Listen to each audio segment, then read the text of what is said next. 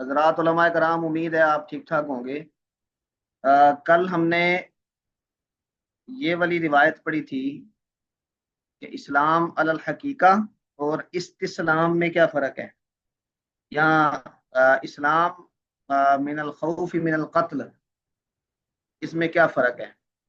اس میں یہ والی روایت ذکر ہوئی تھی جس میں حضرت سعد رضی اللہ تعالیٰ عنہ کہ آپ صلی اللہ علیہ وسلم سے ایک آدمی کے بارے میں سفارش کرتے ہوئے بار بار کہتے ہیں کہ انی لأراہ مؤمنا، آپ صلی اللہ علیہ وسلم اس کا جواب فرماتے ہیں او مسلمن۔ اس کا مطلب ہے کہ یہاں پر فرق کیا جا رہا ہے مومن اور مسلم میں، اور یہ فرق یہ تھا کہ جو لوگ اسلام میں آئے ہیں لیکن ابھی تک اسلام کی پختگی ان کے دل میں راسخ نہیں ہوئی، اسلام کی کے اوپر وہ استقامت ابھی ان کو نہیں ملی، تو قرآن کریم ان کو مسلم کہتا ہے مومن کے مقابلے میں، تو اس لیے ان کو مسلم کہنا چاہیے۔ ہاں، جب وہ پختگی حاصل کر لیں اور اپنے عمل سے اس کا ثبوت دے دیں تو پھر کسی کو مومن کہنا بھی یعنی کوئی مذائقہ نہیں ہے اس میں۔ اور دوسرا انہوں نے جو آیت یہاں پر لکھی تھی ان الدین عند اللہ الاسلام، تو یہاں پر اسلام سے کیا مراد ہے؟ یہاں پر وہ مکمل دین ہے، اور یہاں پر ایمان بھی مراد لیا جا سکتا ہے۔ گویا کہ ایمان اور اسلام یہ ہیں ایک دوسرے کے مترادف، لیکن اسلام علی الحقیقہ یہ ایمان کے مترادف ہیں۔ تو اس فرق کو واضح کرنے کے لیے امام بخاری نے یہ بات یہاں پہ باب باندھا، اور میں نے کچھ چیزیں کل گوش گزار کی تھیں کہ بحث جو عام طور پہ جب عقائد کی بات ہوتی ہے تو اس میں کفرن دون کفرن، اس ٹائٹل کے تحت ایک بحث ہوتی ہے کہ کفر کا لفظ بھی یا ظلم کا لفظ بھی کہیں پر استعمال ہوا تو وہ سیاق و سباق دیکھ کے یا صورتحال دیکھ کے اس کا معنی متعین کیا جائے گا۔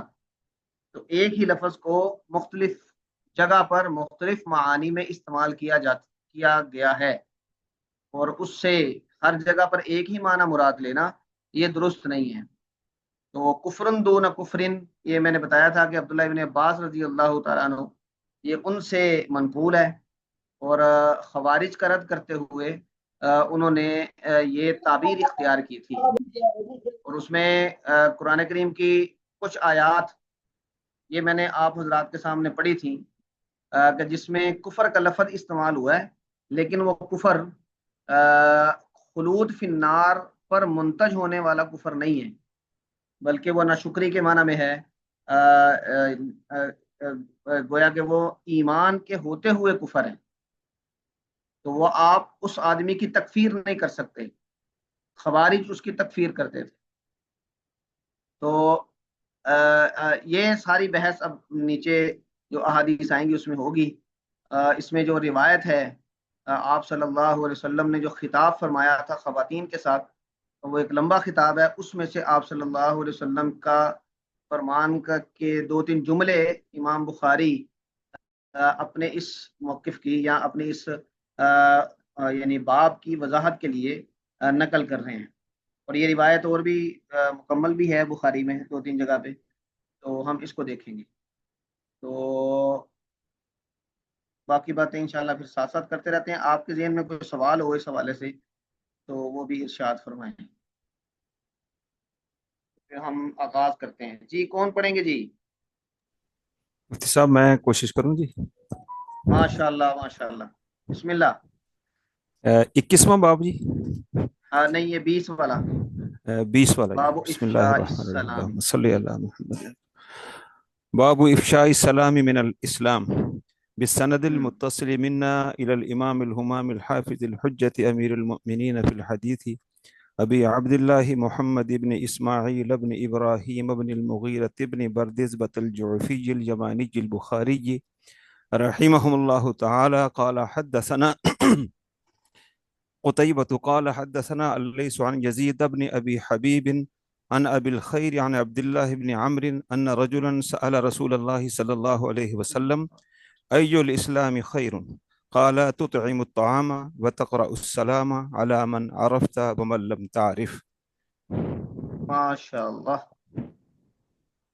یہ جو باب کا ٹائٹل ہے یہ بھی ذرا آپ اس سے پڑھ رہے ہیں جو میں نے شیئر کیا ہے، یا آپ کے پاس کتاب اسی ہے؟ سے پڑھا ہے، باب افشاء اچھا، السلام من جی۔ تو یہ بھی پڑھ لیں، وقال عمار۔ وقال عمار ثلاث من جمعهن فقد جمع الإيمان الإنصاف من نفسك وبذل السلام للعالم والإنفاق من الإقتار۔ اچھا یہ من چھوٹ گیا تھا مجھ سے۔ الاقطاع، تو افشاء السلام من الاسلام، سلام کا پھیلانا یعنی ایک دوسرے کو سلام کرنا، یہ بھی اسلام کا حصہ ہے۔ آپ اسلام کی بجائے یہاں پہ ایمان بھی مراد لے لیں، کیونکہ امام بخاری ایمان اور اسلام کو مترادف کے طور پہ استعمال کرتے ہیں، تو یہ بھی یہاں پہ لیا جا سکتا ہے، مقصد وہی ہے۔ لیکن اس میں جو انہوں نے حدیث ذکر کی ہے وہ ذرا دیکھیں۔ ثلاث من جمعہن، جس آدمی نے تین چیزیں جمع کر لی، فقط جمع الایمان، تو اس نے ایمان جمع کر لیا۔ اب اس کا مطلب یہ ہے کہ یہ تینوں چیزیں ایمان کا حصہ ہیں۔ الانصاف من نفسک، اپنے نفس کے ساتھ انصاف۔ اب اس کا مطلب کیا ہے اپنے نفس کے ساتھ انصاف کا؟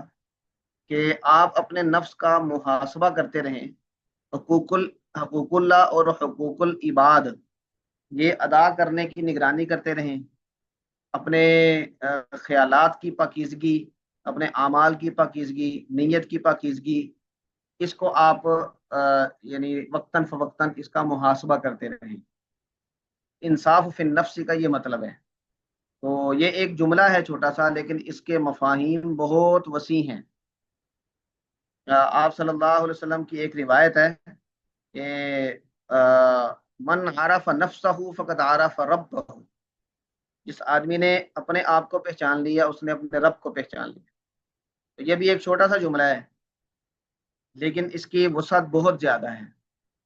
تو یہ الانصاف من نفسک، اس کے بھی کئی پہلوؤں سے اس پہ بات ہو سکتی ہے، لیکن مختصر بات یہ ہے کہ آدمی اپنا محاسبہ کرتا رہے، اور اپنا محاسبہ کرتے ہوئے اپنی ڈائریکشن کو سیدھا کرنے کی کوشش کرتا رہے۔ وبذل السلام للعالم، دنیا میں سلام کو پھیلانے کی کوشش کرتا رہے۔ بذل کا مطلب ہوتا ہے خرچ کرنا، یہاں پر پھیلانا۔ اس کا مطلب یہ ہے کہ آپ لوگوں کے ساتھ ملیں تو ان کو سلام کریں۔ اب یہ ایک ایٹیکیٹس میں سے ایک بڑا اچھا ادب سمجھا جاتا ہے دنیا میں، کہ جب آپ کسی سے ملیں تو اس کے ساتھ کوئی ہیلو ہائی کریں۔ تو اگر آپ کسی سے ملے ہیں اور منہ بنا کے نکل گئے ہیں، آپ نے نہ اس کو کوئی کاشن دی ہے، نہ اس کے ساتھ کوئی، تو یہ یعنی بد اخلاقی سمجھی جاتی ہے۔ تو گویا کہ آپ صلی اللہ علیہ وسلم یہ فرما رہے ہیں کہ بھئی تمہارے اندر یہ ایٹیکیٹس ہونے چاہیے کہ جس کے ساتھ ملو اس کے ساتھ کوئی ہیلو ہائی کرو، سلام کرو، اور اس کے پھر آداب بھی بیان کیے ہیں۔ ان آداب میں ایک یہ بھی ہے کہ آدمی کے لیے یہ بھی صدقہ ہے کہ وہ اپنے بھائی کے ساتھ مسکراتے ہوئے چہرے سے ملے۔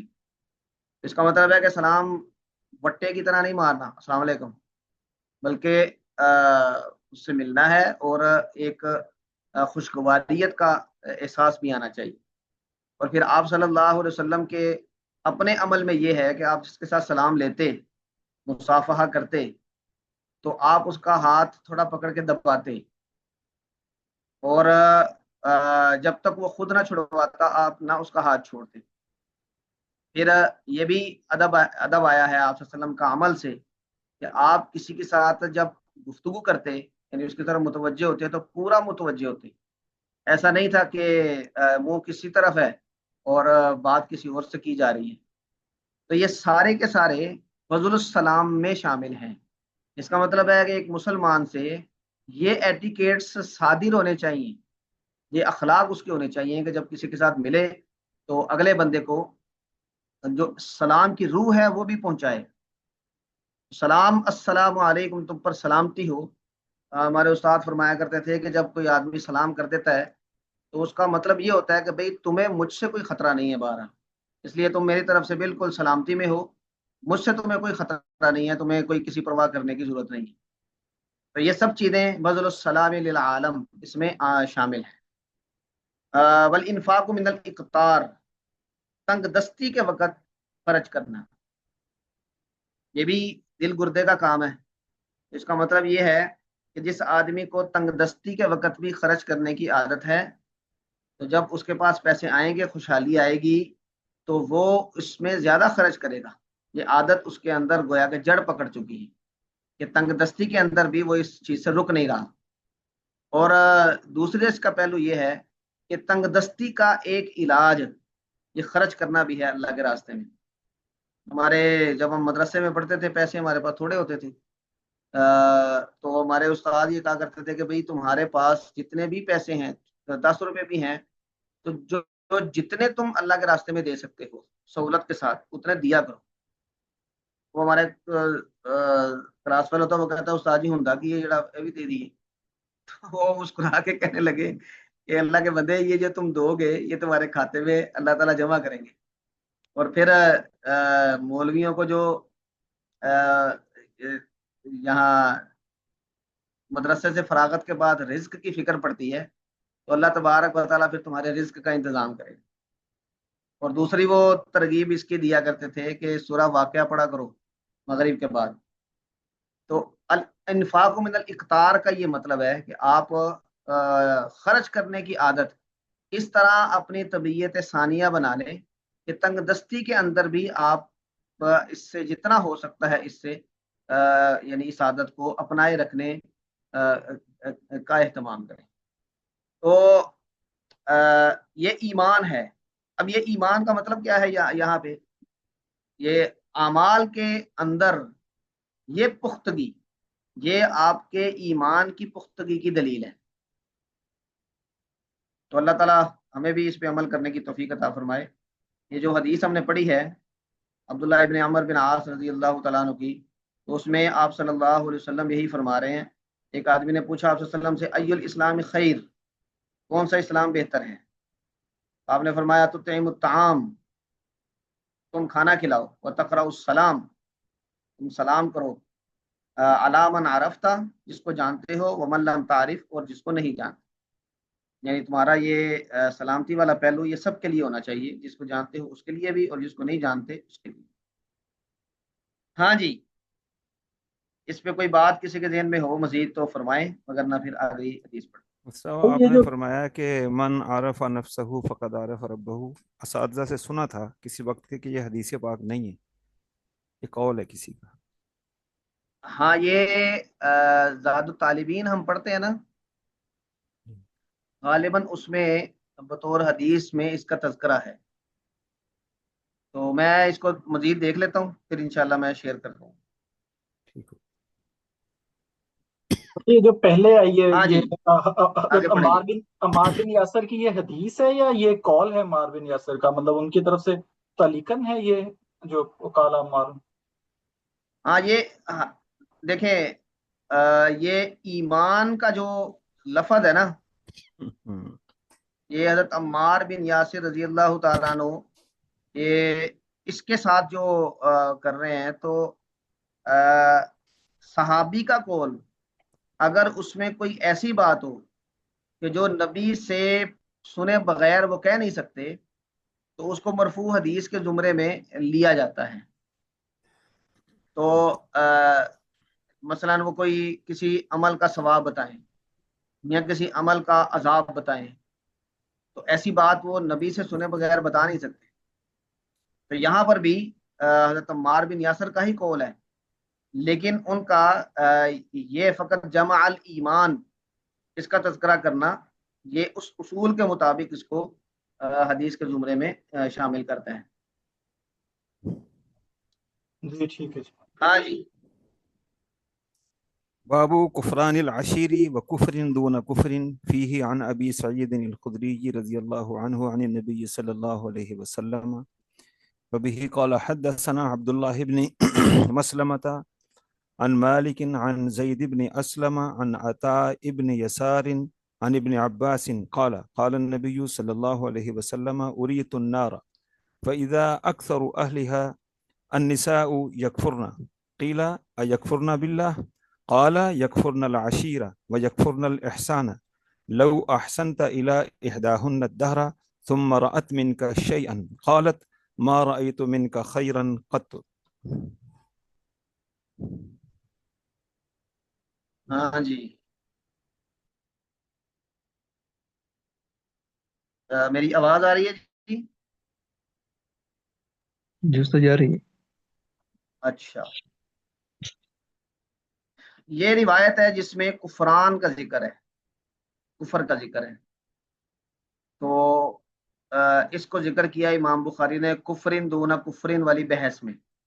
یہ لفظ آیا ہے، لیکن اس لفظ کے باوجود آپ صلی اللہ علیہ وسلم ان کو مومن سمجھ رہے ہیں اور اس کفر کے لفظ کو کسی اور معنی میں لے رہے ہیں. استدلال یہ ہے امام بخاری کا.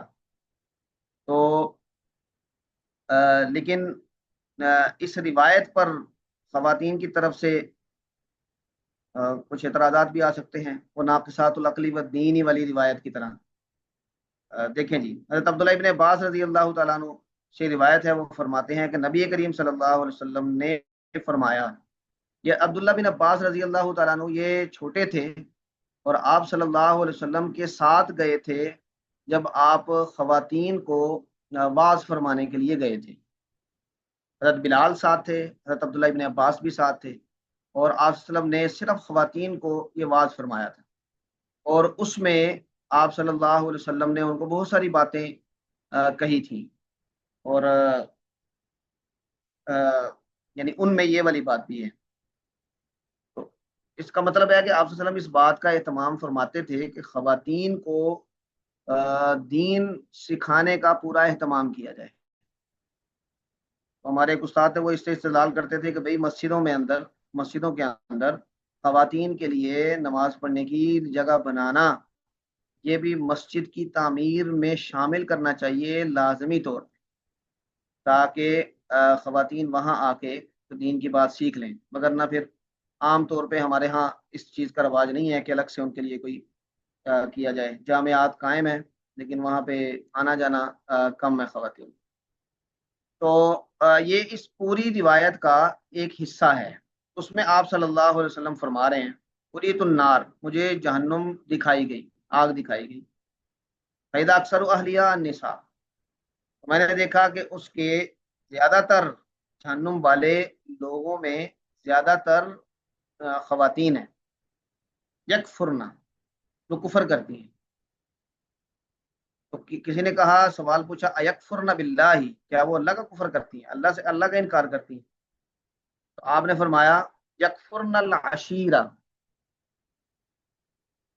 وہ اپنے خامن کا کفر کرتی ہیں.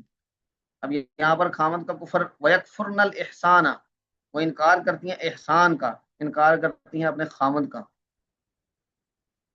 تو آپ نے آگے ایک تبصرہ بھی فرمایا، لو احسنت الی احداہن الدہر، اگر آپ ان میں سے کسی ایک کے ساتھ عرصہ دراز تک اچھا سلوک کرتے رہیں، ثم رأت منک شیئا، اگر پھر وہ آپ کی طرف سے کسی ناگوار چیز کو دیکھیں، تو قالت، وہ کہے گی، ما رأیت منک خیرا قط، میں نے تو کبھی تیرے پاس کوئی خیر دیکھی ہی نہیں.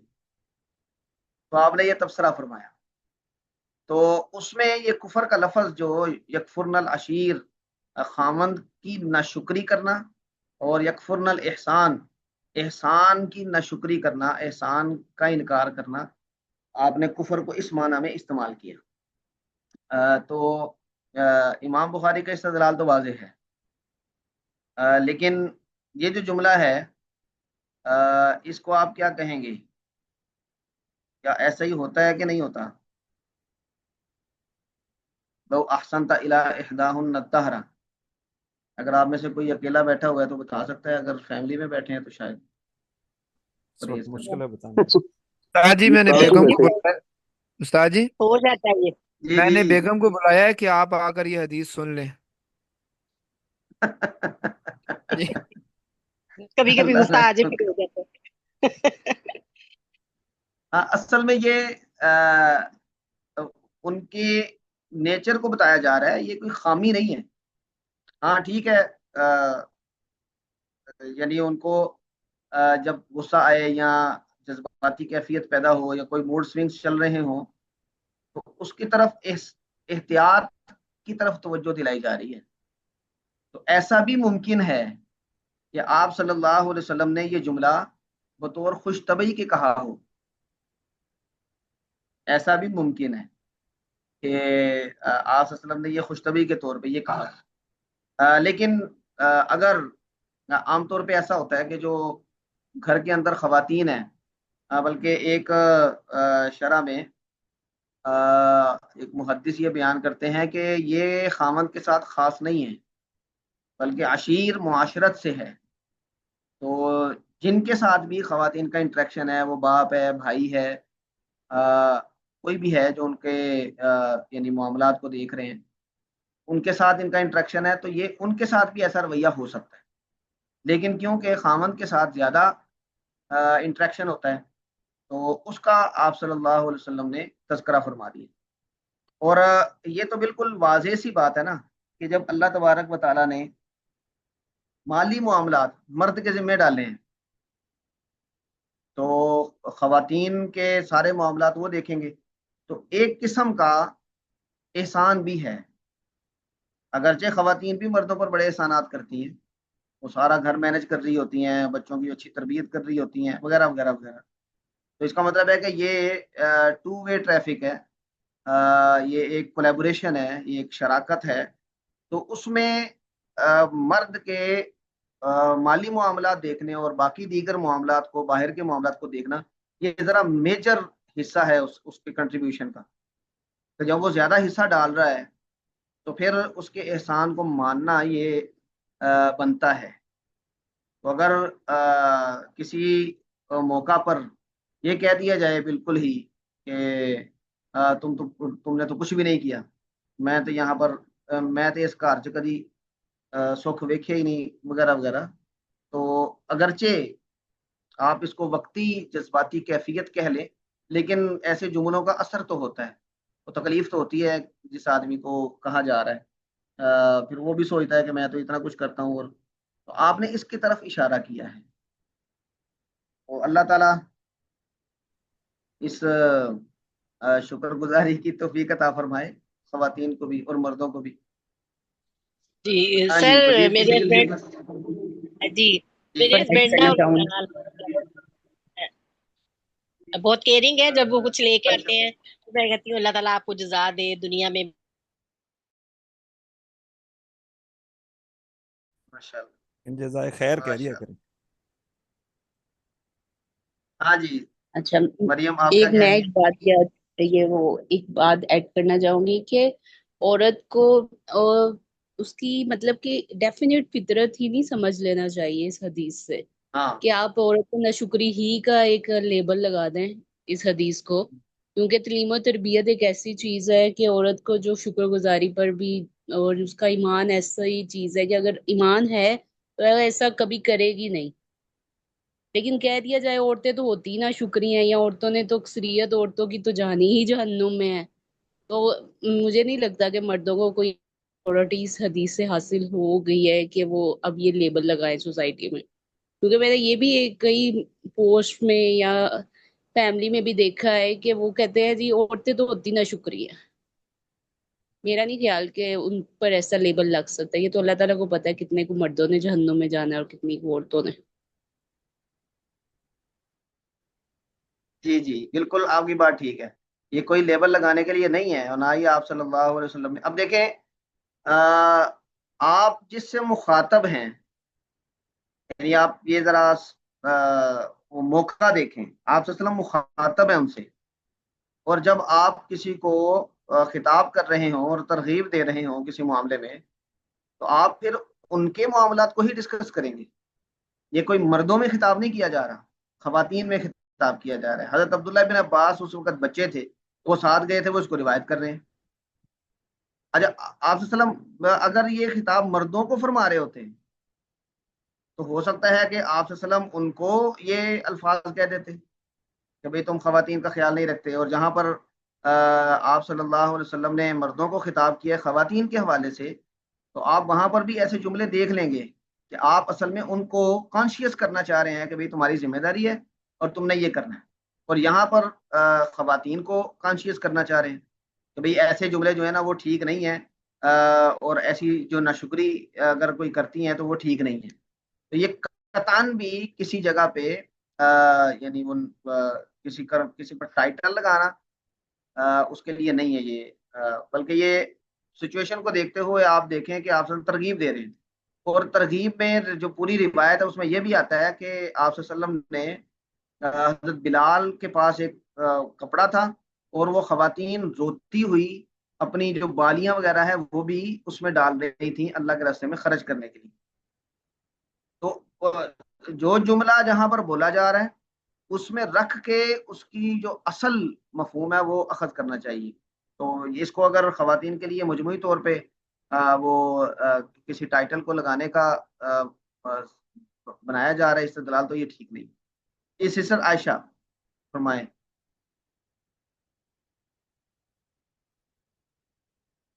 آپ کا مائک بند ہے. جی السلام علیکم سر. وعلیکم السلام ورحمۃ اللہ. جی سر آپ نے بالکل وہی سیم بات کہی. ہم نے لاسٹ سیمسٹر میں یہ حدیث پڑھی تھی، تو اس سے مطلب میں خود بھی یہی سوچتی تھی. اسی بیس پر میں اپنے ہسبینڈ کے یہاں شکر کرتی تھی کہ میں سوچتی تھی کہ اس کو بھی میرے احسانات کا مطلب ظاہر ہے وہ بھی میری شکریہ ادا نہیں کرتے الفاظ سے یا رویے سے، تو میں اسی سبب سے اس کا بھی شکریہ ادا نہیں کرتی تھی. اور ظاہر بار بار یہی چیز کہتی تھی نا کہ آپ میرے ساتھ اس طرح کرتے ہیں، آپ میرے ساتھ اس طرح کرتے ہیں. تو بالکل سیم جب جس طرح آپ فرما رہے ہیں نا کہ مطلب اس سے سبق لینا چاہیے، تو یہ چیز میرے لیے بڑی تکلیف دیتی کہ جب حضور نبی کریم صلی اللہ علیہ وسلم ایک مومنہ عورت کے بارے میں یہ فرماتے ہیں کہ وہ آگ میں جائے گی، تو مطلب میرے چند الفاظ سے جب میں آگ میں جا سکتی ہوں تو یہ تو میرے لیے بہت ہی انتہائی بری بات ہے کہ میری ساری پر پانی پھر جائے گا. تو یہی چیز جو ٹینا مجھے اس چیز پر لے آئی کہ میں اس کا بار بار شکریہ ادا کرتی تھی ہر ایک چھوٹی بڑی چیز پہ، تو اس کو بھی آٹومیٹکلی اس چیز کا مطلب احساس ہوتا تھا کہ مجھے بھی کرنا چاہیے. تو جیسے آپ کہہ رہے ہیں نا بالکل ایگزیکٹ ویسے ہی ہوتا ہے. اللہ جی تعالیٰ بس خیر کرے. جزاک اللہ. آپ صلی اللہ علیہ وسلم نے جہاں پر مردوں کو خطاب کیا ہے نا تو وہاں پر اپنا اسوہ بھی پیش کیا ہے. آپ صلی اللہ علیہ وسلم کے گھر میں ایک وقت میں 9 بیویاں تھیں، آپ کی بیٹیاں تھیں. ارد گرد جو خواتین تھیں وہ آپ سے ملنے کے لیے آیا کرتی تھیں. آپ کی پھوپھیاں تھیں تو آپ نے ان کے ساتھ جو رویہ اختیار کیا، مثلا آپ نے پڑھا ہے کہ آپ صلی اللہ علیہ وسلم نے کبھی کھانے میں عیب نہیں نکالا، کھانے کی تعریف کی ہے. جب آپ کو کھانے میں کوئی چیز نہ کھانی ہوتی، پسند نہ ہوتی، تو آپ بس ہاتھ کھینچ لیتے. اچھا، اور دل جوئی کے لیے آپ نے کھانے کی تعریف بھی کی ہے. آپ نے میں کھانا پکانے میں ہاتھ بھی بٹایا ہے. آپ نے گھر کے معاملات میں صفائی بھی کی ہے.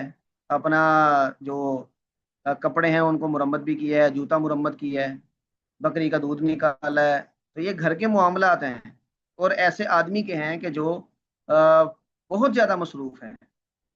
یعنی پورے علاقے کے معاملات کو دیکھنا، جنگیں ہو رہی ہیں، یہ ہو رہا ہے، وہ ہو رہا ہے، تو وہ ساتھ ساتھ فیملی کے اندر یہ سارے معاملات بھی دیکھ رہے ہیں. تو یعنی مردوں کو جہاں پر خطاب کیا گیا ہے اگر ہم وہ اکٹھے کریں جملے، تو اگر آپ نے یہاں سے استدلال کر کے خواتین کو ناشکری کا کوئی معاملہ ٹائٹل دینا ہے تو وہ بہت سارے ٹائٹل مردوں کو مل سکتے ہیں. اور یہ اتنا اہم معاملہ ہے، مردوں کو خطاب آپ نے بالکل آخری سانس میں بھی کیا.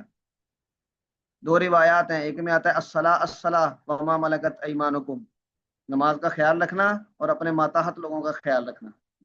اور ایک روایت میں النساء النساء، خواتین کا خیال رکھنا، وما ملکت ایمانکم، اور تمہارے ماتحت جو لوگ ہیں ان کا خیال رکھنا. آپ نے ایک روایت میں یہ فرمایا کہ بھائی ان جو اپنے گھر میں اللہ کے نام پہ تم خواتین لے کر آئے ہو ان سے اچھا سلوک کرو. اب کیا ہم اس سے یہ استدلال کر سکتے ہیں کہ سارے مرد عورتوں سے اچھا سلوک نہیں کرتے وغیرہ وغیرہ؟ تو یہ جو جس وقت آپ نے یہ جملے ارشاد فرمائے ہیں تو ظاہری بات ہے جب آپ نے کسی کو نصیحت کرنی ہو تو اس میں تاکید بھی پیدا کرنی ہوتی ہے. تو اس تاکید کو آپ صلی اللہ علیہ وسلم نے اس انداز میں بیان کیا. اور میرا خیال یہ ہے، اللہ تعالیٰ کمی پیشی معاف کرے، کہ یہ جملہ آپ نے ہو سکتا ہے کہ خوش طبی کے طور پہ فرمایا ہے، لو احسنت الی احداہن تو آپ کے پاس خواتین آیا کرتی تھیں تو آپ ان کے حالات کے مطابق ان سے خوش طبیعی کر لیا کرتے تھے. جیسے کہ آپ صلی اللہ علیہ وسلم کے پاس ایک خاتون آئی, میں کہا جی میرے لیے دعا کریں, بوڑھی عورت تھی, کہ میں جنت میں جاؤں. تو آپ نے فرمایا کہ کوئی بری عورت جنت میں نہیں جائے گی. تو وہ رونے لگی, جانے لگی واپس. تو آپ نے فرمایا بلاؤ اسے. اور پھر آپ نے فرمایا کہ سب خواتین سب انسان جوان ہو کے جنت میں جائیں گے. تو ایسا بھی ممکن ہے. بہرحال اللہ تعالیٰ خیر کرے اور اس کو درست طریقے سے سمجھنے کی توفیق عطا فرمائے. جی صحیح. حافظ طارق صاحب. تو صحیح اس جی پہ ایک ثاقب ہے صاحب. جی بات کہ جو جنت ہے کیا اس کے بارے میں یہ ہے کہ اس میں مرد زیادہ ہوں گے؟ اس میں بھی تو یہی ہے کہ ہر جو مرد ہے اس کو خواتین مطلب بیویاں اس کی زیادہ ہوں گی, تو جنت میں بھی عورتوں کی تعداد زیادہ ہی ہے, تو وہاں سے برابری ہو جائے. یا یہ اوور آل کمنٹ ہے کہ ہو سکتا ہے شروع سے لے کے آج تک دنیا میں عورتیں ہی زیادہ رہی ہوں مردوں سے, تو وہ جنت میں بھی زیادہ ہوں اور جنت میں بھی زیادہ ہوں. ہاں یہ ممکن ہے ایسا, لیکن اس سے ایک اور بھی پہلو نکلتا ہے. خوش طبی کے طور پہ کہہ رہا ہوں کہ وہاں پہ مرد زیادہ ہوں گے تو اس لیے اللہ تعالیٰ نے حوریں پیدا کر دی. صحیح. لیکن باب بہرحال یہ کوئی المعاصی. اصول نہیں ہے. جی جہنم کا جو حصہ دیکھا ہے اس حصے میں عورتیں زیادہ تھی. ہاں بالکل ایسا ہے کہ آپ نے ویسے مفتی صاحب, جس حصے کو ڈاکٹر دیکھا صاحب, اس حصے میں ایسا ہو. یہ ہاں تو جی. اچھی بات ہے کہ شکر کرنے کی ایک دوسرے کو تلقین اور تربیت کرنی چاہیے, لیکن عملی زندگی میں نا میاں بیوی اگر کوئی مہربانی کر دے, اگر آگے سے ناشکری بھی ہو تو پہلے خیال رکھے کہ کوئی بات نہیں, اگر وہ میرا تھینک فل نہیں کوئی مسئلہ نہیں, یہ گاڑی یوں ہی چلتی ہے. جی ہاں سر آج کل بالکل بہت ٹھیک. گرمی ہے تو نو پرابلم. آپ فرما رہے ہیں نا کہ آپ صلی اللہ علیہ وسلم کھانے کی تعریف کرتے تھے, لیکن مرد حضرات جتنا مرضی اچھا کھانا بنا لو, مجال ہے کہ کہہ دیں کہ کھانا بہت اچھا ہے, چپ کر کے کھا جاتے ہیں. تو ان کو بتانا چاہیے نا کہ بھی کھانا آپ نے بہت اچھا بنایا ہے. ان 2 مہینوں میں تو جو عورت کچن سے کھانا بنا کے آتی ہے نا اس کی عظمت کو سلام ہے. اچھا صاحب آپ کی آواز نہیں آ رہی. جی باب المعاصی من امر الجاہلیت ولا یکفر صاحبها بارتکابها الا یہ بالشرک. حافظ طارق صاحب ایک منٹ. جی جی یہ اطہر صاحب نے پوچھا ہے کہ نارا یہاں پہ نائب فائل کون سا ہے, کیونکہ یہ مجہول ہے. تو حافظ طارق صاحب اس میں نائب فائل کون سا ہے؟ صاحبها, سر کرنا ذرا ادھر پیج, سر پیج ذرا, پیج غائب ہو گیا اس کا. ہاں جی اب جی سامنے ہے. جی اگلا پیج سر. میں کہہ رہا ہوں کہ یہ جو اریت النارا ہے جی اس جی میں اطہر صاحب پوچھ رہے ہیں کہ نائب فائل کون سا ہے. انا نہیں نہیں ہاں جی اور کوئی.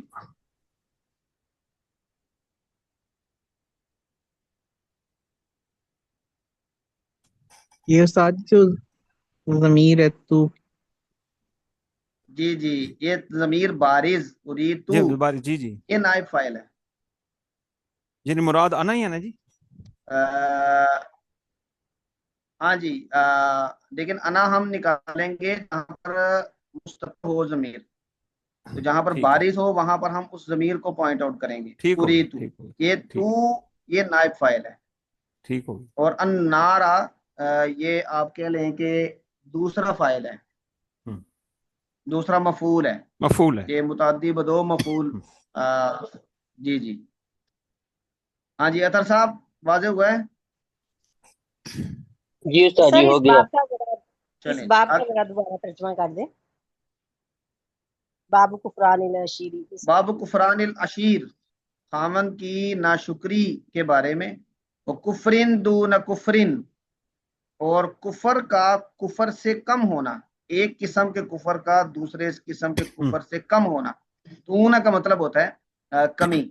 فیہ ان ابی سعید الخدری رضی اللہ عنہ عن النبی صلی اللہ علیہ وسلم, اس میں ابو سعید خدری اور کی روایت بھی ہے جو حضور صلی اللہ علیہ وسلم سے مروی ہے. آگے چلیں. جی سر پیج آگے کرتے ہیں. باب جی المعاصی من امر الجاہلیہ ولا یکفر صاحبها بارتکابها الا بالشرک لقول النبی صلی اللہ علیہ وسلم انک امرؤ فیک جاہلیۃ وقول اللہ تعالی ان اللہ لا یغفر ان یشرک به ویغفر ما دون ذلك لمن یشاء وبه قال حدثنا سلیمان بن حرب قال حدثنا شعبة عن واصل الأحدب عن المعرور قال لقيت أبا ذر بالربزة وعليه حلة وعلى غلامه حلة فسألته عن ذلك فقال إني سببت رجلا فعيرته بأمه فقال النبي صلى الله عليه وسلم يا أبا ذر أعيرته بأمه إنك امرؤ فيك جاهلية إخوانكم خبلكم جعلهم الله تحت أيديكم فمن كان أخوه تحت يده فليطعمه مما يأكل وليلبسه مما يلبس ولا تكلفوهم ما يغلبهم فإن كلفتموهم فأعينوهم. ماشاء اللہ. ہاں جی، تو یہاں پر معاصی سے ایمان کا کم ہونا، اب یہ امام بخاری اس کی طرف آ رہے ہیں. تو اس کا مطلب یہ ہے کہ اگر کوئی آدمی کسی معصیت میں مبتلا ہے تو اس کو تنبیہ کی جائے گی، اور اس میں آپ صلی اللہ علیہ وسلم تنبیہ کر رہے ہیں. اس کا مطلب ہے کہ اس کے اندر کوئی ایسی کمی آ رہی ہے کہ جس پر اسے تنبیہ کرنا ضروری ہے. تو لیکن اگر معاصی کا ارتکاب کر لیا ہے کسی آدمی نے تو اس کی تکفیر نہیں کی جائے گی الا بالشرک. ہاں، اگر کوئی شرک کرے گا تو پھر تکفیر کی جائے گی. تو یہ امام بخاری یہ ٹائٹل اسی کتاب الایمان کے ساتھ اس طرح منسلک کریں گے. آپ صلی اللہ علیہ وسلم کے اس فرمان کو انہوں نے ذکر کیا انک امرؤ فیک جاہلیۃ، یہ اسی روایت کا حصہ ہے. اور اللہ تبارک و تعالیٰ کا فرمان ان اللہ لا یغفر ان یشرک بہ، اللہ تعالیٰ نہیں معاف کریں گے کہ ان کے ساتھ کسی کو شریک کیا جائے. اور اس کے علاوہ ما دون ذالک، شرک کے سے کم جو گناہ ہے اللہ جس کا چاہے گا معاف کر دے گا. تو اس کا مطلب ہے کہ اگر شرک سے نیچے کی کوئی معصیت ہے تو اس سے ایمان کی نفی نہیں ہوتی، ایمان رہتا ہے اس کے ساتھ، اس میں ایمان میں کمی آتی ہے، گویا کہ اب یہ کمی کی طرف آ رہے ہیں. تو معرور سے روایت ہے، یہ حضرت ابو ذر رضی اللہ تعالیٰ عنہ، حضرت ابو ذر کے بارے میں آپ نے پڑھا ہوگا کہ یہ بڑے یعنی متوکل علی اللہ آدمی تھے، اور ان کا خیال یہ تھا کہ ایک دن سے زائد اپنے پاس ذخیرہ رکھنا کسی چیز کو یہ درست نہیں ہے، اور اس پہ وہ سختی بھی کیا کرتے تھے، جس کی وجہ سے حضرت عثمان رضی اللہ تعالیٰ عنہ کے زمانے میں حضرت عثمان نے ان کو یہ فرمایا تھا کہ آپ مدینے سے، شہر سے باہر چلے جائیں، کیونکہ وہ لوگ جو ہیں وہ تنگ آنا شروع ہو گئے. تو پھر یہ ربضہ چلے گئے تھے اور وہاں پہ پھر انہوں نے ڈیرا لگایا تھا.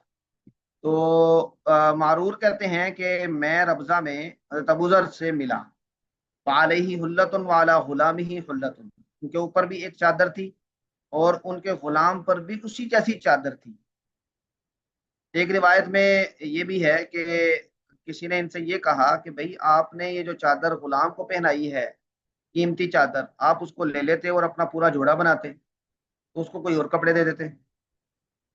تو یہ سوال کے جواب میں انہوں نے یہ کہا فسألتہ عن ذالک، میں نے ان سے یہ سب اس کے بارے میں پوچھا کہ بھئی یہ دونوں ایک جیسے کیوں؟ فقالت، انہوں نے کہا انی سابقت رجلا، میں انہیں ایک آدمی کو برا بلا کہا، فعیرتہ بامہ، میں نے ان کو عار دلائی اس کی ماں کا نام لے کے، میں نے کہا کالی کے بیٹے، کوئی اس طرح کا انہوں نے لفظ کہا، حبشن کے بیٹے، کوئی اس طرح کا کہا. اور یہ جن کو عار دلائی تھی یہ حضرت بلال رضی اللہ تعالیٰ عنہ تھے. تو جب آپ صلی اللہ علیہ وسلم نے یہ سنا، ان کو معلوم ہوا، تو آپ صلی اللہ علیہ وسلم نے فرمایا یا ابا ذر عیرتہ بامہ، کیا آپ نے ان کی ماں کا نام لے کر ان کو عار دلائی ہے؟ پھر آپ نے فرمایا انک امرؤ فیک جاہلیہ، کہ تو ایسا آدمی ہے کہ جس کے اندر جاہلیت ابھی موجود ہے، جاہلیت کے آثار نہیں گئے. وہ جو فخر اپنے قبیلے اور اپنے نسب پہ فخر تھا وہ نہیں گیا. تو آگے آپ وسلم نے یہ ساری بات فرمائی. تو دوسری روایت میں یہ ہے کہ جب حضرت ابو ذر کو یہ پتہ چلا آپ نے یہ فرمایا تو حضرت ابو ذر نے نیچے لیٹ کر اپنا جو گال ہے رخسار وہ مٹی میں ملا اور کہا کہ جب تک یہ بلال میرے دوسرے گال پر پاؤں نہیں رکھ دیتا میں اس وقت تک اٹھوں گا نہیں یہاں سے. تو اس سے کئی چیزیں ہم اخذ کر سکتے ہیں. آپ صلی اللہ علیہ وسلم نے نسلی تفاخر کی یہاں پہ بڑے زوردار انداز میں نفی کی ہے اور حضرت ابو ذر نے اس کو ایسے قبول کیا کہ انہوں نے کہا کہ ٹھیک ہے میں اب اس کا ازالہ بھی ایسے ہی کروں. تو قرآن کریم جو ہمیں سکھاتا ہے یعنی نسلی طور پہ کہ نسلیں تمہارے شعوب اور قبائل اس لیے بنایا کہ تمہارا تعارف ہو، کہ تمہاری کسی فضیلت اور برتری کا سبب نہیں ہے. تو اسی کو گویا کہ عملی طور پر اس کا اظہار کیا جا رہا ہے. آپ نے فرمایا اخوانکم خوالکم، یہ تمہارے بھائی ہیں جو تمہارے ماتحت ہو گئے. جعلہم اللہ تحت ایدیکم، اللہ نے تمہارے ماتحت ان کو کر دیا ہے. اس میں اللہ کی حکمتیں ہیں. قرآن کریم میں اللہ نحن قسمنا بینہم معیشتہم فی الحیات الدنیا، ہم معیشت مال یہ تقسیم کرتے ہیں، اس میں اللہ کی کئی حکمتیں ہیں، کسی کو کم دینے میں کسی کو زیادہ دینے میں. تو فمن کان اخوہ تحت یدہ، جس کا بھائی اس کے ماتحت ہو، فلیطعمہ مما یأکل، جو وہ خود کھاتا ہے وہ اس کو کھلائے. ولیلبسہ مما یلبس، تو جو وہ خود پہنتا ہے وہ اس کو پہنائے. ولا تکلفوہم ما یغلبہم، ان کو ایسے کام کا مکلف نہ بنائے جو ان پر غالب آ جائے یعنی وہ نہ کر سکیں. فَإِن كَلَّفْتُمُوهُمْ، اور اگر کوئی ایسا کام ان کے ذمہ لگا دو، فَأَعِينُوهُمْ، تو پھر ان کی مدد کرو وہ کام کرنے میں. تو یہ آپ صلی اللہ علیہ وسلم نے ان کو فرمایا. اب اس کے آپ کے اس تاکید کی وجہ سے انہوں نے یہ عمل اختیار کیا کہ جو خود پہنا وہی غلام کو پہنایا، اپنے ماتحت اپنے جو ملازم ہم کہہ لیں، آج کل یہ لفظ استعمال ہوتا ہے، تو اس کو بھی وہی پہنایا. ہاں جی، اس پہ کسی کے ذہن میں کوئی بات ہو اور ہمارا عمل کیا ہم سے یہ تقاضا کرتا ہے. ایک اور کلاس میں ہم نے یہ روایت پڑھی تو اس میں آسٹریلیا کی خاتون ہے، انہوں نے کہا جی یہ تو بڑا مشکل کام ہے، ہمارے گھر میں کام کرنے کے لیے خواتین آتی ہیں تو ہم پھر کیا کریں. کبھی کبھی ہم ایسا بھی کرتے ہیں کہ ہمارے جو کپڑے ہوتے ہیں استعمال شدہ وہ ہم کو دیتے ہیں، تو کیا ایسا کرنا درست نہیں ہے وغیرہ وغیرہ. تو آپ لوگوں کا کیا خیال ہے؟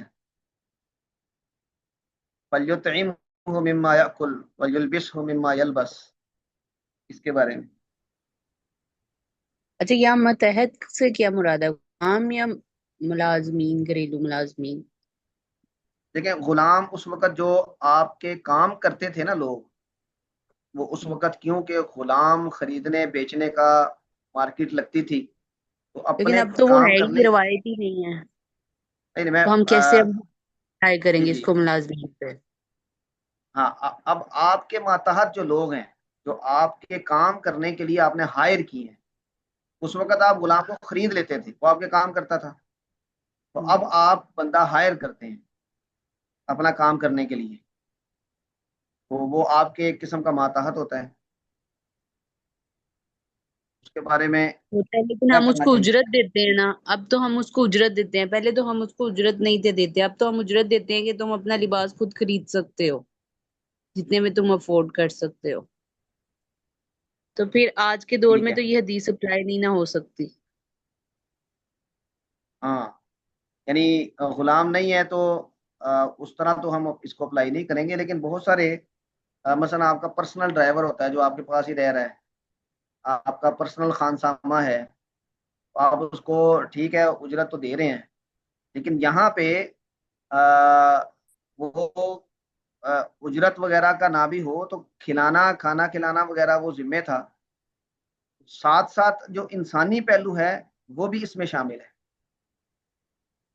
کہ آپ ان سے بے عزتی کا سلوک نہ کریں، ان کے انسلٹ نہ کریں، ان کے ساتھ ایسا سلوک نہ کریں کہ جو غیر انسانی ہو، ان کی اجرت وقت پہ دے دیں، وغیرہ وغیرہ۔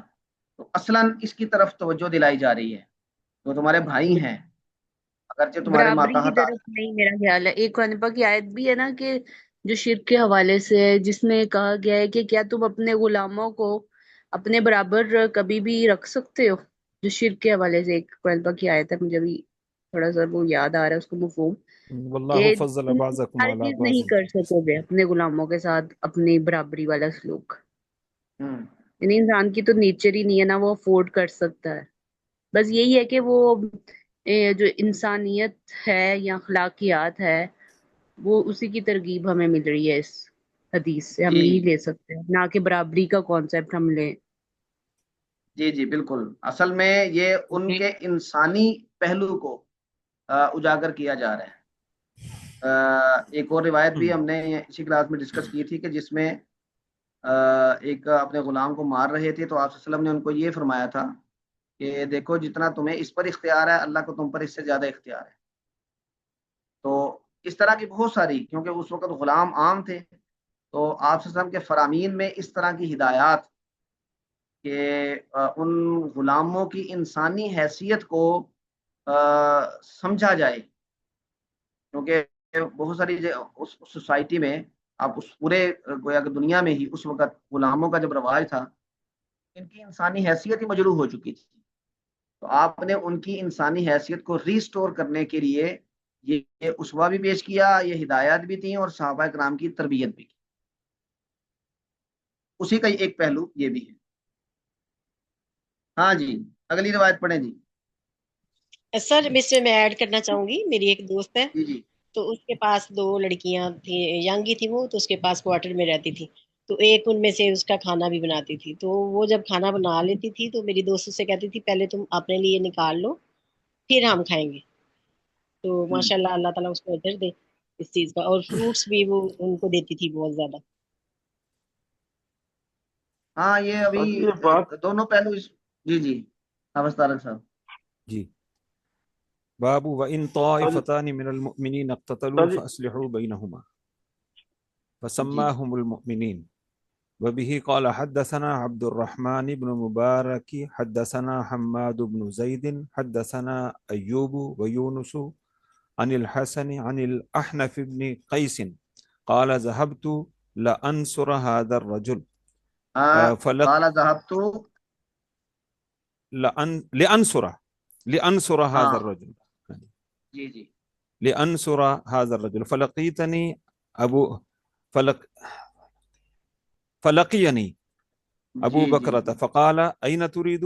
قلت أنصر هذا الرجل قال ارجع فإني سمعت رسول الله صلى الله عليه وسلم يقول إذا التقى المسلمان بسيفهما فالقاتل والمقتول في النار بسيفيهما فالقاتل والمقتول في النار فقلت يا رسول الله صلى الله عليه وسلم هذا القاتل فما بال المقتول؟ قال إنه كان حريصا على قتل صاحبه على قتل صاحبه۔ ہاں جی آصف صاحب، آپ کا ہاتھ کھڑا ہے، فرمائیں۔ جی سر، میری آواز آ رہی ہے؟ جی جی آ رہی ہے۔ سر جی، میں یہ عرض کرنا چاہ رہا تھا کہ پچھلی روایت میں یہ مجھے کچھ واضح نہیں ہوا کہ ملازمین اور غلاموں کے ساتھ جو حکم ہوا ہے کہ جو پہنو ان کو بھی پہناؤ، جو کھاؤ ان کو بھی کھلاؤ، کھانا کھلانا تو ٹو سم ایکسٹینٹ پاسبل ہوتا ہے کہ جو گھر میں سالن بنتا ہے وہ ظاہر سی بات ہے وہ اسی میں ان کو بھی جاتا ہے، اور اگر انسان باہر سے کوئی چیز منگواتا ہے تو بہرحال وہ بھی اس میں شیئر کیا جا سکتا ہے، لیکن یہ پہننے والی بات تھوڑی مشکل لگ رہی ہے، تو اس میں تھوڑی سی وضاحت فرمائیں کہ یہ کیسے اپلیکیبل ہوگا یا اس کی کیا توضیح کی جا سکتی ہے؟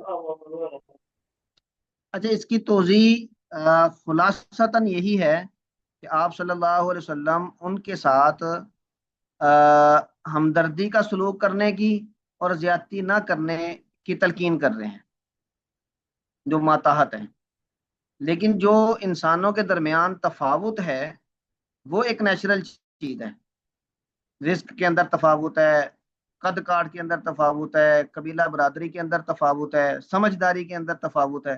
بہت سمجھدار انسان بھی ہیں اور بیوقوف انسان بھی ہیں۔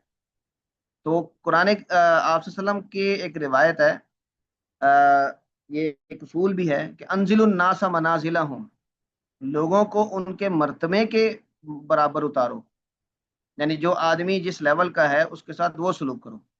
تو اس روایت کو اگر اس روایت کے ساتھ ملا کے دیکھیں تو پھر بات واضح ہوتی ہے کہ بھئی جو آدمی جس لیول کا ہے، جس عہدے پہ ہے، آپ کو اس عہدے کا خیال رکھنا ہے، لیکن اس کے ساتھ جب آپ سلوک کریں گے تو وہ سلوک انسانی بنیادوں پہ کرنا ہوگا، جس میں ظلم نہ ہو، زیادتی نہ ہو، جس میں ہمدردی کا پہلو غالب ہو۔ تو کہنا یہ چاہ رہے ہیں، اور اس کی ایک جو ریپریزنٹیشن ہے وہ یہ ہے کہ آپ کھانے میں جو خود پسند کرتے ہیں آپ وہ ان کو کھلائیں، پہننے میں جو خود پسند کرتے ہیں آپ ان کو پہنائیں۔ مثلا مثال کے طور پہ آدمی خود یہ پسند نہیں کرتا کہ میں نے پھٹے پرانے کپڑے پہنے ہوں، یا پھر میں باہر سے اٹھا کے کوئی چیز کر لوں، اور میں باہر جب جاؤں تو اس وقت میرے سلوٹیں ہوں، یا تو آپ ان کے لیے بھی اس بات کا خیال رکھیں کہ ان کی جو رہن سہن ہے وہ اس میں آپ جس حد تک کوشش کر سکتے ہیں وہ درست ہو۔ لیکن جو اللہ تعالیٰ نے فرق نیچرلی بنائے ہیں ان کا خیال رکھنا، ان کے مطابق رویہ اپنانا، یہ بھی ایک نارمل انسان کی ضرورت ہے۔ اور آپ وسلم بھی اسی طرح کرتے تھے، کسی آدمی کو جو آتا تھا تو اس کو دروازے سے ہی سن کے تو بھیج دیتے تھے، کسی کو آپ گھر میں بلاتے تھے، کسی کے لیے آپ اپنی چادر بچھاتے تھے، کسی کو باہر گھر سے باہر جا کے ملتے تھے، کسی کو مسجد میں ٹھہرا دیتے تھے، کسی کو گھر لے آتے تھے، کسی کے ساتھ بولتے ہوئے آپ ناراضگی کا اظہار بھی کر لیا کرتے تھے۔ تو یہ سب چیزیں انسانی لیول پہ ہیں، اور انزل الناس منازلہم یہ بڑا بہترین اصول ہے کہ جس کے مطابق ہم ان سب چیزوں کو مینج کر سکتے ہیں۔ تو مطلب یہ ہے کہ پازیٹیوٹی، ہمدردی یہ غالب ہونی چاہیے، انسانیت غالب ہونی چاہیے۔ باقی معاملات اسی طرح چلیں گے جس طرح کے ماتحت اللہ نے بنائے ہیں، تو پھر ٹھیک ہے، ماتحت ہے ان کے ساتھ کام وغیرہ کے معاملات میں اور باقی معاملات میں اسی درجے کا سلوک انزل الناس منازلہم کے زمرے میں آتا ہے۔ سب وڈیرے لوگ یوں کرتے ہیں کہ مثلا سوٹ دینا ہے نا، وہ اپنے ماتحت کو ایسے پھینکتے ہیں، اللہ جا کے پالیں، جی اب اس یہ طرح تو روٹیوں کو یہ انسانیت جا کے چوکلا ہے۔ یہ مقصد یہ ہے کہ انسان کا احترام تو بحال رہنا چاہیے، باقی اگر ہلکا کپڑا دے دیا تو کوئی نہیں، ادب آداب سے طریقے سے اسے محبت سے پیش کر دے تو وہ خوش ہو جائے گا۔ جی جی جی آصف صاحب واضح ہو گیا؟ جی سر، جی جزاک اللہ خیر۔ اچھا جی، یہ جو ابھی باب پڑھا ہے کہ یہ آیت ہے کہ دو گروہ مومنوں کے لڑ پڑیں تو ان کے درمیان صلح کرواؤ۔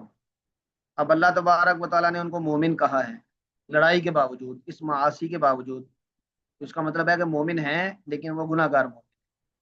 تو یہاں پہ یہ جو روایت ہے یہ حضرت علی رضی اللہ تعالیٰ عنہ یعنی کہ جب مسلمانوں کے یہ لڑائیاں چل رہی تھیں یہ اس وقت کی ہے۔ تو احنف بن قیس یہ صحابی ہیں، اور وہ کہہ رہے ہیں کہ ذهبت لانصر هذا الرجل، میں نکلا کہ اس آدمی کی مدد کروں۔ اس آدمی سے مراد حضرت علی ہیں۔ تو مجھے ابو بکرہ ملے، تو انہوں نے مجھ سے پوچھا کہاں جا رہے ہو؟ میں نے کہا کہ میں اس آدمی کی مدد کرنے جا رہا ہوں، حضرت علی کی۔ انہوں نے کہا کہ واپس چلے جاؤ۔ میں نے آپ صلی اللہ علیہ وسلم سے یہ بات سنی ہے کہ آپ نے فرمایا اذا التقى المسلمان، جب دو مسلمان بسیفیہما اپنی تلواروں سے ایک دوسرے سے لڑ پڑے، ملیں، فالقاتل والمقتول کلاہما فی النار، تو قاتل بھی آگ میں ہے اور مقتول بھی آگ میں ہے۔ تو میں نے پوچھا یا اللہ کے رسول، یہ قاتل کا تو سمجھ میں آتا ہے اس نے اس کو قتل کیا، تو مقتول کیوں آگ میں جائے گا؟ تو آپ نے فرمایا انہ کان حریصا علی قتل صاحبہ، وہ اپنے ساتھی کو قتل کرنے کی تما میں تھا، اس کی حدث تھی اسے، تو اس نیت کی وجہ سے وہ بھی آگ میں جائے گا۔ تو جہاں پر تفصیل ہے وہاں پر یہ کہ یہ بات سن کے احنف بن قیس واپس چلے گئے، انہوں نے ارادہ ترک کر دیا اس جنگ میں حصہ لینے کا۔ لیکن بعد میں انہوں نے جب دیکھا کہ اس پوری آیت میں سے انہوں نے استدلال کیا، تو پھر وہ دوبارہ حضرت علی کی خدمت میں چلے گئے اور ان کے ساتھ مل کے انہوں نے ان کی مدد کی۔ इन फाइफतानि मिनल मुमिनीन इक्ततलू फअस्लिहू बैनहुमा। आगे क्या है, फ़इन बगत इहदाहुमा अलल उखरा, अगर एक दूसरे पर ज्यादती कर रही है जमात, तो कातिलुल लती तबगी हत्ता तफिया इला अम्रिल्लाह। अहनफ बिन कैस ने जब इस आयत को पूरा पढ़ा, इससे पूरा गौर व फिक्र किया, तो फिर वो फ़कातिलुल लती तबगी, तो कि अल्लाह तो खुद कह रहा है कि भाई जो नाइंसाफी कर रहा है उसके खिलाफ लड़ो, तो फिर वो हजरत अली के साथ गए, हजरत अली को हक समझते हुए उनके साथ मिलकर लड़े भी। तो अब ये मुसलमान आपस में लड़ रहे हैं, लेकिन अल्लाह उनको मोमिन कह रहा है, तो इस्तिदलाल ये है यहाँ पे। हाँ जी, हाफिज तारक साहब आगे चलें जी। बाबु ज़ुल्मिन दून ज़ुल्मिन वबिही क़ाल हद्दसना अबुल वलीद क़ाल हद्दसना शुअबा तहवील क़ाल व हद्दसनी बिश्रुन क़ाल हद्दसना मुहम्मदुन अन शुअबता अन सुलैमान अन इब्राहीम अन अलक़मता अन अब्दिल्लाह क़ाल लम्मा नज़लत अल्लज़ीना आमनू व लम यल्बिसू ईमानहुम बिज़ुल्म क़ाल अस्हाबु रसूलिल्लाहि सल्लल्लाहु अलैहि वसल्लम अय्युना लम यज़लिम फ़अंज़लल्लाहु इन्नश-शिर्का लज़ुल्मुन अज़ीम। माशाअल्लाह। तो इसमें जुल्म का लफज दो मुख्तलिफ मानी में इस्तेमाल हुआ है। एक आयत ये जब नाजिल हुई कि वो लोग जो ईमान ले आए और उन्होंने अपने ईमान को जुल्म के साथ मुल्तबिस नहीं किया, तो अल्लाह ताला उसको यानी आगे इनाम बताया जा रहा है। तो सहाबा कराम ने पूछा कि हम में से कौन है जो जुल्म नहीं करता, हम ये चलता रहता है, एक दूसरे को तकलीफ पहुंचा देते हैं, लड़ाइयाँ भी होती हैं। फांजल अल्लाह, तो अल्लाह ताला ने इसके जवाब में ये कहा इन शिर्क लज़ुल्मुन अज़ीम, कि असल जो जुल्म है जिसके साथ ईमान को मुल्तबिस नहीं करना वो शिर्क है। अब इसका मतलब है कि जुल्म उसको भी कहते हैं जो एक आदमी दूसरे पर ज्यादती कर रहा है, और जुल्म शिर्क को भी कहा जा रहा है। तो जिस पर तकफीर का हुक्म लगेगा वो जुल्म शिर्क वाला होगा, वो आम जुल्म नहीं होगा, यानी मासी वाला जुल्म, इस पर तकफीर नहीं होती। हाँ जी, अगली रिवायत भी पढ़े जी। बाबु दो तीन रिवायत पढ़ लें। अलामतिल मुनाफिकी वबिही क़ाल हद्दसना सुलैमान अबु रबीह क़ाल हद्दसना इस्माईल इब्न जाफ़र क़ाल हद्दसना नाफ़िअ इब्न मालिक इब्न अबी आमिर अबू सुहैल अन अबीही अन अबी हुरैरह अन नबी सल्लल्लाहु अलैहि वसल्लम क़ाल आयतुल मुनाफ़िक़ि सलासुन इज़ा हद्दस कज़ब व इज़ा वअद अख़लफ़ व इज़ा अ'तुमिना ख़ान। हाँ जी, ये मशहूर रिवायत है, अगली रिवायत भी पढ़ें। वबिही क़ाल हद्दसना क़बीसतु इब्न उक़बा क़ाल हद्दसना सुफ़यानु अनिल अहमश अन अब्दिल्लाह इब्न मुर्रता अन मसरूक़ अन अब्दिल्लाह इब्न अम्र अन्न नबी सल्लल्लाहु अलैहि वसल्लम क़ाल अर्बअुम मन कुन्न फ़ीहि कान मुनाफ़िक़न ख़ालिसन व मन कानत फ़ीहि ख़स्लतुन मिनहुन्ना कानत फ़ीहि ख़स्लतुन मिनन निफ़ाक़ हत्ता यदअहा इज़ा अ'तुमिना ख़ान व इज़ा हद्दस कज़ब व इज़ा आहद गदर व इज़ा ख़ासम फजर। ताबअहु शुअबतु अनिल आमश। हाँ जी, ये हदीस सुफियान ने अनिल आमश रिवायत की है और शोबा अनिल आमश भी है। ऊपर वाली रिवायत में मुनाफिक की 3 अलामात बताई गई हैं। इदा हद्दस कदब, झूठ बोले, वैदा वाद अखलफ, वादा खिलाफी करे, और वैदा तुमिना खाना, जब उसको अमानत दी जाए तो उसमें खयानत करे। और इसमें एक का इजाफा है। पहले बताया गया इदा तुमिना खाना, जब वो अमानत दी जाए तो खयानत करे, इदा हद्दस कदबा, झूठ बोले, वैदा आहदा गदरा, जब वो कोई मुआहिदा करे तो उस मुआहिदे की खिलाफ वर्जी करे, गद्दारी करे। ये वादा अखलफा, ये दोनों एक ही माना में है। और ये है वैदा खासमा फजरा, जब उसका झगड़ा हो जाए तो फिर गालियां बके, बद कलामी करे, बद जुबानी करे। अब इसका मतलब है कि ये जो फजरा गालियां वगैरह देना है, ये लड़ाई के वक़्त भी निफाक की अलामत है। तो आम तौर पे गालियों को अपना तकिए कलाम बना लेना, ये कितनी बुरी बात होगी, इससे जाहिर होता है। तो इस्तदलाल यही है कि देखें, मुनाफिक आम तौर पे कहा जाता है कि जिसमें ईमान ना हो, लेकिन यहाँ पर ईमान वाले को ही मुनाफिक कहा जा रहा है। और इसका मतलब है कि ये वाला निफाक, ये मासी वाला निफाक है, ये गुनाहगार ہونے والا نفاق ہے، یہ ایمان کے منافی نہیں ہے، تصدیق قلبی کے ساتھ یہ والا نفاق جمع ہو سکتا ہے۔ جب وہ یہ چھوڑ دے گا تو یہ نفاق ختم ہو جائے گا۔ تو اس کی بنیاد پہ یعنی کسی کو اعتقادی منافق کہہ سکتے ہیں؟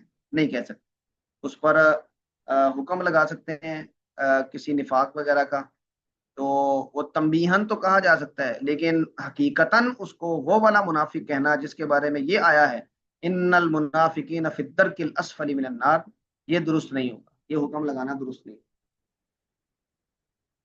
اچھا جی، اب آگے کی جو روایات ہیں یہ زیادہ تر روایات نیک اعمال کے بارے میں ہیں، تو ہم ان کو اگلی کلاس میں گزاریں گے اور کتاب الایمان ہم مکمل کریں گے انشاءاللہ العزیز۔ اس کے بعد کتاب العلم شروع کریں گے۔ ہاں جی، اس میں جیسے شروع کے ہم نے احادیث پڑھی تو اس میں جیسے کھانا کھلانے کا اور وہ سارے، تو امام بخاری نے اس کو جوڑا کہ جیسے ان کا ایمان یزید و ینقص، تو ایمان جب یزید جب وہ اس کی طرف ہوتا ہے زیادہ کی طرف تو یہ اعمال ہوتے ہیں، اور یہ کمال الایمان کی طرف جاتے ہیں، تو جب یہ والے اعمال ہوتے ہیں تو کیا ہم یہ کہیں گے کہ یہ ناقص الایمان، نقص ہے ایمان میں؟ اگر ہم یہ نہیں کہیں گے کہ یہ والی جیسے 3 نشانیاں ہیں کسی میں ہے تو ایمان تو ہے، لیکن کیا وہ ایمان کا نقص ہے پھر؟ جی جی، ایمان اس اعتبار سے تو ہم نقص ہی کہیں گے، اور عام طور پہ ہم کہتے ہیں کہ کمزور ایمان ہے، ایمان ٹھہرا نہیں ہے، ایمان میں کمی آ گئی ہے۔ تو بالکل معاصی کا جب تذکرہ آئے گا تو جس طرح اعمال نیک اعمال سے ایمان میں پختگی اور اضافہ ہوتا ہے، زادتہم ایمانا، ایمان میں اضافہ ہوتا ہے، بالکل اسی طرح جب آدمی معاصی کی طرف جاتا ہے تو وہ ایمان کم ہوتا ہے، اور اس کمی کی انتہا کیا ہے کہ وہ بالکل نہ رہے۔ تو اس میں معاصی کا جی جی یہ بھی یعنی ایمان پہلے کم ہوگا اور اس کے نتیجے میں اعمال بعد میں ہوں گے، ایسے ہی ہے؟ یہ دونوں، ہاں یہ ہم نے پہلے بھی بات کی تھی کہ اس کو ہم دونوں طرح دے سکتے ہیں کہ بھائی اعمال کوئی آدمی کوئی گناہ ہو جائے اور اس گناہ کی نحوست کی وجہ سے ایمان میں کمی آئے، کیا مطلب ہے کہ ایمان میں وہ جو ہچکچاہٹ تھی گناہ کرنے میں وہ ختم ہو جائے۔ مثلا ایک آدمی گناہ نہیں کر رہا، اس کو حیا ہے، وہ ہچکچاہٹ ہے، لیکن اسے وہ گناہ ہو جاتا ہے اور پھر شیطان پٹی پڑھاتا ہے کہ یہ تو ویسنا کچھ بھی نہیں ہوا، یہ تو کچھ بھی نہیں ہوا، تو پھر وہ اس گناہ کی طرف آگے بڑھتا ہے۔ تو آپ اس ڈائمنشن سے دیکھ سکتے ہیں کہ اس برے عمل نے یہ نحوست ڈالی کہ اس کا ایمان کمزوری کی طرف جانے لگا، اور دوسرا پہلو یہ بھی ہے کہ ایمان پہلے کمزور ہوا اس کو، اور پھر اس کمزوری کی وجہ سے اس نے یہ برا عمل کیا۔ یہ دونوں طرح سے ہم دیکھ سکتے ہیں اسے۔ ٹھیک ہے، جزاک اللہ۔ اچھا جی، بس یہاں پہ ہم روکتے ہیں، انشاءاللہ آگے اگلی کلاس میں ہم کتاب الایمان مکمل کریں گے۔ تو کن کی ذمہ داری ہوگی پڑھنا؟ حافظ طارق صاحب آپ بھی کنٹینیو کریں گے انشاءاللہ؟ میرے جی انشاءاللہ جی، ٹھیک ہے جی، اللہ تعالیٰ آپ کو خوش رکھے، انشاءاللہ اگلی کلاس میں ملاقات ہوتی ہے۔ جزاکم اللہ خیرا، السلام علیکم ورحمۃ اللہ وبرکاتہ۔